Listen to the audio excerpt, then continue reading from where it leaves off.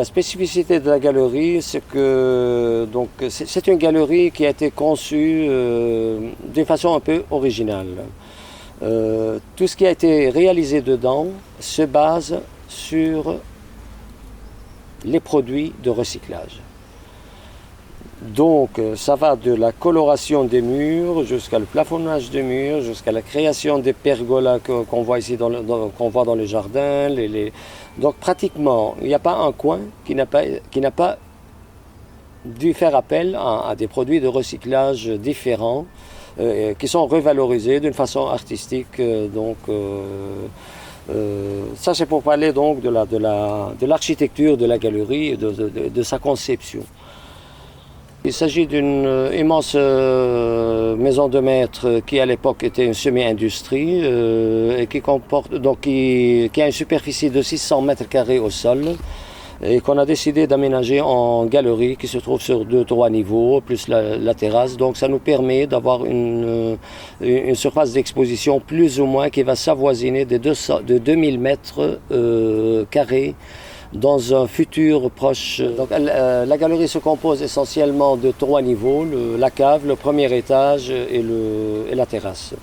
Dans la partie cave, et puis alors les rez-de-chaussée forcément qui sert de liaison entre les différentes parties. La cave et le rez-de-chaussée ont gardé vraiment l'architecture authentique de la galerie. De départ, donc avec ces caves voûtées, nous avons fait que dérocher le vieux plâtras. Donc elles se présentent vraiment comme des catacombes d'un château, d'une forteresse, d'une citadelle. Donc elle a un aspect très rustique, très envoûtant, avec des couleurs feutrées qui varient entre la couleur de ciel, la brique, donc une couleur plus terre, plus proche de la terre.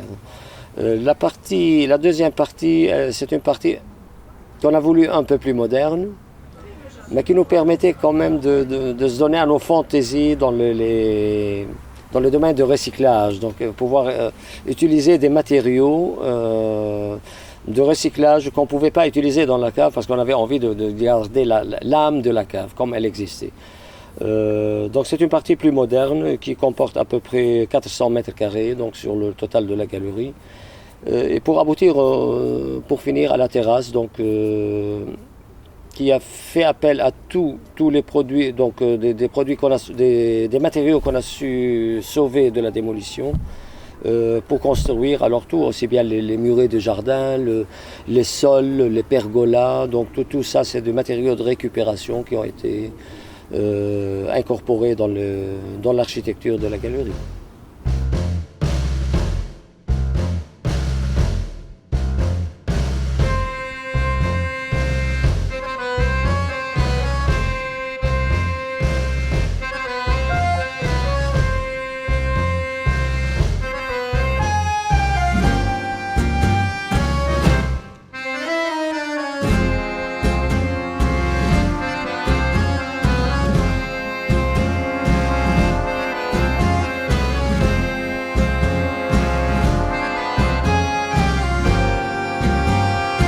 Maintenant, sur le plan expositionnel, nous donnons jusqu'à présent préférence aux expositions multidisciplinaires qui regroupent pratiquement 6-7 disciplines différentes. Donc ça va du classique ou du contemporain, donc les peintures, les sculptures, mais aussi tout ce qui est artisanal, des bijoux, et du secteur bijoux, stylisme, donc le textile.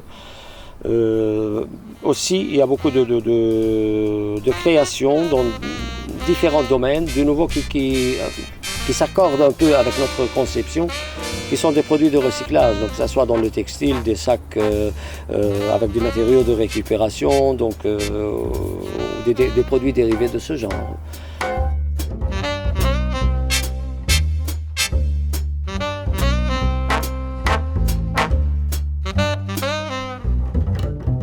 Les expositions, donc dans nos projets, il y a il y a trois thèmes récurrents qui vont revenir.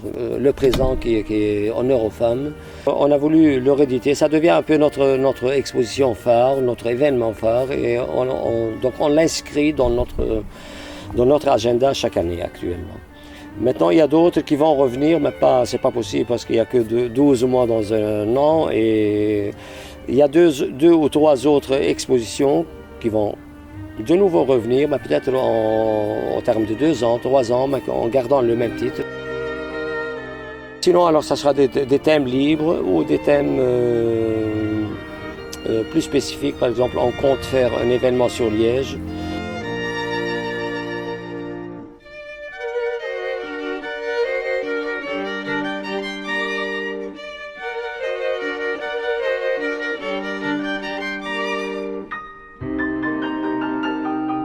On accueille souvent lors des expositions, on essaie toujours d'avoir des gens quand même un peu connus pour entraîner un phénomène un peu plutôt d'entraînement, pour provoquer un phénomène d'entraînement. Ils ont pignon sur rue, ils connaissent beaucoup de monde, ils drainent beaucoup d'amateurs ou d'art ou des visiteurs. Donc, et ils donnent un coup de pouce un peu aux autres plus jeunes dans ce sens-là, qu'ils amènent des visiteurs. Nous sommes sollicités par beaucoup d'artistes, mais vu disons, le peu de moyens que nous, en tant qu'ASBL, nous avons, on ne peut pas pratiquer les mêmes prix pour eux. Donc ici, c'est une formule de location, ça sera une formule de location où les artistes peuvent louer pour une exposition qui leur est propre. On veut bien les seconder avec notre publicité, nos adresses, etc.